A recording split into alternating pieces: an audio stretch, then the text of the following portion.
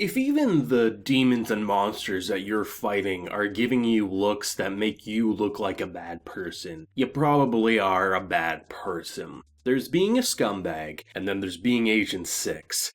Watching this man navigate life is an interesting one. You know, he not only is actually physically capable, and the situations where he essentially looks useless generally are because he's just outmatched. I mean, any normal guy going up against a golem probably is going to have a hard time. But when he releases the limiters, he's able to toss that fool around. He actually is physically capable. He has the ability to buy weapons that are more powerful and advanced in the world that he's a part of. But this is a man who, he has two things in mind: money and women. And the funny thing about his character is he has both at the moment. But if more is offered for him, he's going to take it like a little puppy needing his master's approval. And to watch this man take someone who should be the evil character, join my side. We have women. We'll pay you 3 times more. We got mermaids. We got sirens. We got succubus. Whatever you want, you can have. And we turn a situation from the evil characters looking like those who have been bullied, as a girl is sitting there on a rock posing because our man got lucky enough that the magical jewel that gives her her abilities to be ridiculously powerful, she has no other choice but to be a photo shoot for this guy. And the things he says... He's not a good person, but he's an entertaining anime character. For an episode that's basically one battle, the stakes and how they escalated the fight was really engaging. I mean, having someone who could be your most devastating weapon constantly falling asleep on the battlefield, and when you wake her up, she pretty much just flaunts her panties in your face.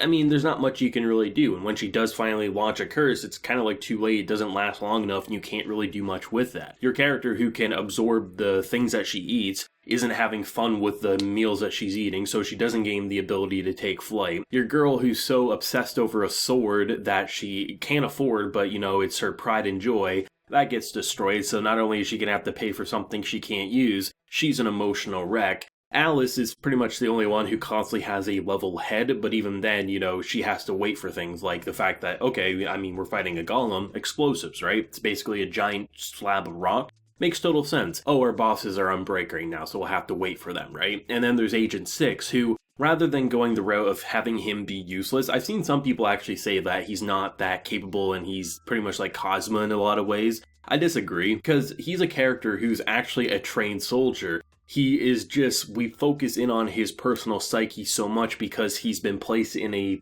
situation of leadership. So all of his absurd ideas and thoughts can come out because no one can really outrank him in authority unless it's in a chamber with the king and things like that, and even then he has no chill. But because of his results, you can't really say, well, we don't want you to say that because, well, honestly, we need your skills as much as I hate to admit it. So to have a situation where your man is actually pretty capable, has to release these limiters, toss it around, blow it up, and then you just end up in a situation where he goes back to his pervy ways. This character has no chill. I absolutely love how if you take the scumminess of Konosuba, it just gets cranked up a few notches, and there's no one who can really tell you otherwise. I'm honestly curious, based on the end of the episode, given the fact that Snow overheard him talk about being a spy. I don't think she's going to straight up switch sides or anything, but at the same time, I do think that's going to give, I think, him a very rude awakening because she recognizes his skill sets. She recognizes him at times as a respectable leader, but a majority of the time, he's a horn dog. So I'm curious if this is going to be a way for her to get the respect she wants and give him a second chance not to betray or something like that, or is she going to go with the pervy guy who's offering her money and her old position back? But I have a feeling, just based on his character design, he probably has more in mind if she wants that promotion, if you know what I'm saying. This is a show that is pure fun. Rather than making you say we're gonna worship Agent 6, I think pretty much every comment that I ever read about this show is being like, Agent 6 is a scumbag, but he's a great anime character to follow given the circumstances of where he's at. And it's very interesting to watch just how many different types of personalities are constantly bouncing off one another. On one hand, I kind of hope this like demon lord here, Hine, I believe is her name, I would love to actually see her a part of the main cast. I don't know if I'm the only one feeling that, or have her appear every so often, because having her pop up and continue to offer our man exactly what he wants, she kind of feels like a very familiar type personality to that of Agent 6 without being full-on scumbag, because it's kind of weird to say that, Agent 6 seems more like a scumbag than one of the top generals on the evil demon side, but still, it's hard to argue the fact that Agent 6 does make everyone look like a saint in comparison, especially considering what he sets passwords to or what he does to his comrades. But still, it's just very interesting, and I like how, honestly, the actions functions like any traditional fantasy magic show. I mean, the idea of having some sort of jewel or weapon or object to increase your magical abilities. She could probably use some attacks, but she wouldn't be nearly strong enough to be one of the top warriors in this world. Or you have the idea of the golems and things like that. I constantly love Alice and Agent 6's ability to use their evil points to summon weapons that are far better than anything this world has to offer. It seemingly is a unlimited arsenal. I feel like if they wanted a tank, they could probably do so if they have enough evil points. And the fact that when he's doing his photo shoot, you have characters like Snow actually encouraging him, like, yes, put her in her place. There's things you don't expect to see in this show, just given the characters' personalities. But then again, when you see a character who's obsessed over a sword and it got burnt, it makes sense, I guess, why she would give in to the evil ways.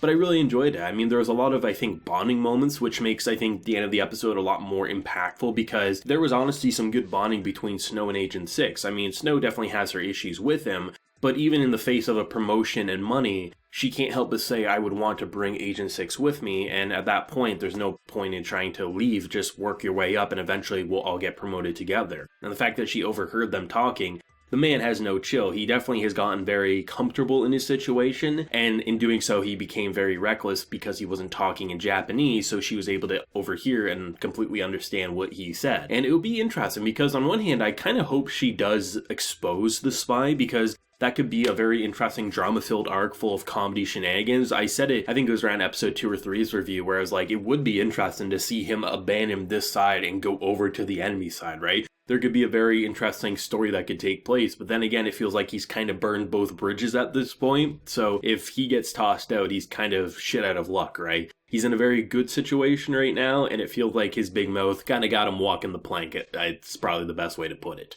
But I definitely enjoy the show a lot. It's a show that is basically designed to make you just have a grin on your face or feel kind of shocked and disgusted all at the same time. And I love how the characters in the background constantly, I think, replicate what the viewers are feeling. Sure, you'll have situations where Snow is very much encouraging Agent 6's behavior, but for the most part, everyone from the enemy side to our side, we're all just kind of like, is he really doing that? Is he really making a porno folder of this girl? Because she can't fight back and he's offering to give the jewel back, and when she really wants it, he puts it in his pants. I'm like, this show is amazing. It's definitely a pleasant surprise because it just feels like the cast is equally memorable. As much as I laugh at Agent 6 or feel disgusted by Agent 6, I'm constantly enthralled by pretty much all of the funny characters. Sure, there's like the generic king character or the evil scumbag character who's trying to foil our man's plan, but all the characters who are designed to have like a trope at an initial glance, right? You're like, oh, this Hine character, right? She's just going to be the big-titted magical presence. Her personality comes out pretty great when she's interacting with a character like Agent 6 and how she's just like, what the hell is going on with this guy? I can definitely manipulate him with women. Or Alice and all these other ones. All the characters that are designed to have something funny about them have honestly become a very engaging character, which I think a lot of times with shows like these, you do get into the habit of just being like, okay, we're trying to set up jokes, right? Okay, here's the setup, here's the execution, and here's the punchline.